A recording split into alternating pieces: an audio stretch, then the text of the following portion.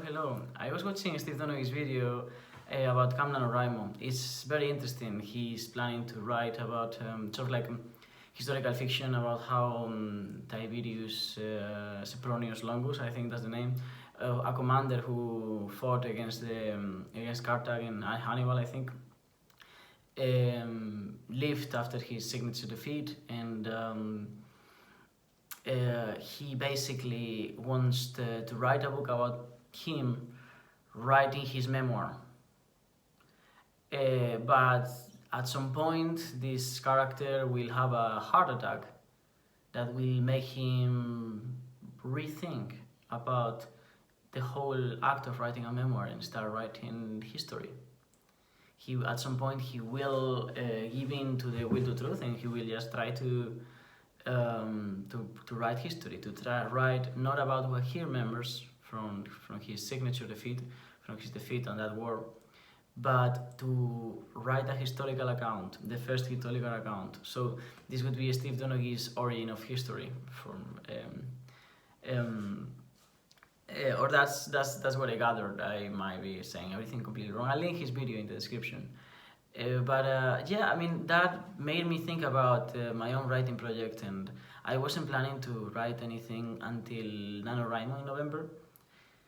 But I realized that the project I have ongoing now, and that I was planning to sort of like expand, to choose a single chapter of what I was writing and make that chapter a whole book during NaNoWriMo, it's just not worthy of NaNoWriMo. I want to write something else that is not about me in November. Because what I have right now is a memoir. That's why it reminded me of that. And yeah, I mean, throughout writing this memoir, I very much went through my own catharsis, very much like Tiberius. It's also funny how like Steve Donaghy's character changes from a personal quest to a quest to truth, and what that is and all the implications that it has. For someone, if I didn't know him, I'd say that he really likes philosophy, or indeed he philosophizes a lot for someone who doesn't like philosophy. But yeah, I mean, like, yes, I've been writing a memoir. I have 90 pages written approximately, something like that. I don't know about the number of words, but yeah, every page is full of words. So yeah, something like that. The memoir wasn't like it wasn't out of fiction. It was a truthful account, but some parts were written as a play. Some parts, like I was trying to do it in different writing styles. And at some point I realized that it doesn't make any sense to do it this way. It was just too ambitious. I was too influenced by my reading of Moby Dick. I wanted to write something big, something that went beyond what it was actually talking about explicitly. And then I realized that is too pretentious, and that is a little bit too ambitious as well. And it's not, and this is very important, it's not because I am a 25-year-old writing a memoir. I don't have a problem with that. I don't think that my age determines my capacity to write a memoir. My mother is a witch, a crazy witch who believes that she actually has superpowers. My father is a retired drug dealer. I have lived in 7 countries. I've worked in every job imaginable. Like, I've worked in the porn industry. I've worked guiding people into caves under the water as a scuba diver. I've seen some of the most amazing animals hunt. I've been hunted by some of the most amazing animals in this planet. I have lived more than most people I know, and more than most 50-year-olds. So I think I am totally entitled to write a memoir. So leaving that aside, I think that the problem with the account I was trying to write is that I was just trying to do like a chronological recollection of anecdotes.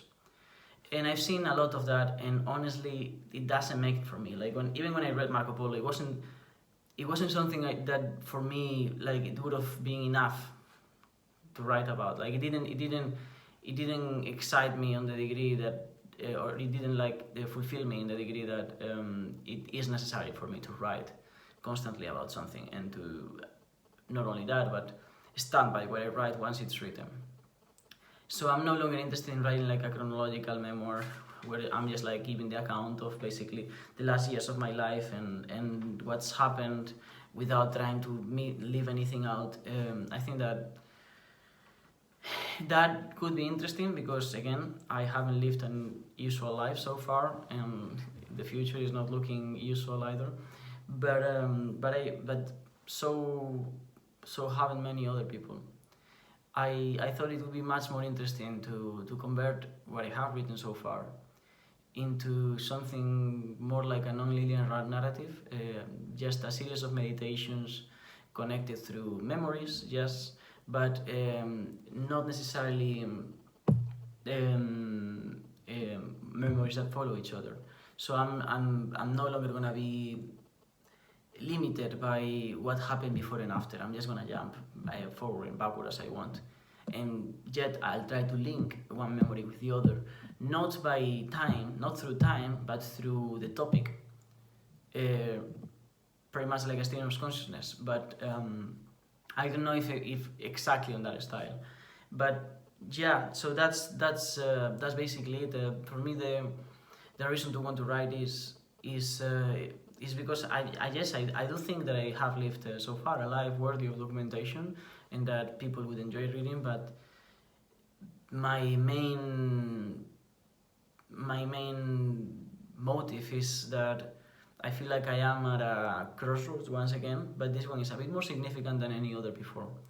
I feel like I left behind a whole era in terms of my own life, and I'd like to do a reflection on that. So it's basically gonna be a series of meditations, and that is gonna be the the tone that is gonna set the tone for everything else that's gonna happen in this book. And that is what I'm gonna be doing for Camp NaNoWriMo this month. Like this, I will have a completely different project in November for NaNoWriMo, and hopefully I will have written something worth of reading by the end of this summer. Because right now I'm working full time, and I don't think I will finish revising and rewriting what I have already written. Not because it's gonna be longer, but because there is a lot to change. It's a base, right? What I have written is definitely a base, and it's very, like, I have the raw materials. But I think that editing is gonna take much more work than writing did. So yeah, that's my update on Camp NaNoWriMo and my own writing project for this month, and I'll see you soon.